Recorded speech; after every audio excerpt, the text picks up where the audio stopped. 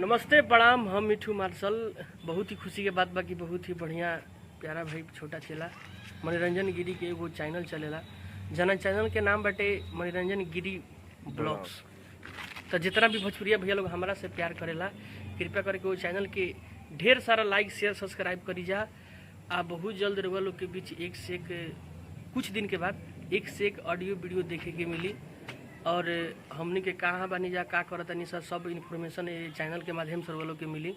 तो कृपया करके जितना भी भैया लोग हमरा से प्यार करेला कृपया करके वो चैनल के ढेर सारा लाइक शेयर सब्सक्राइब और ढेर सारा फॉलोइंग करी जा। अब बहुत जल्द रउआ लोग के बीच बढ़िया बढ़िया वीडियो देखे के मिली। जय हो। और आप लोग चैनल को सब्सक्राइब कीजिए और ढेर सारा प्यार दीजिए। इनका सारा अपडेट उस चैनल पे देखने को मिलेगा मनोरंजन गिरी ब्लॉग्स पे। तो आप लोग चैनल को सब्सक्राइब कीजिए और बेल आइकन को ज़रूर दबाइएगा। हम इनका पूरा अपडेट आप लोगों को उस चैनल के माध्यम से देते रहेंगे।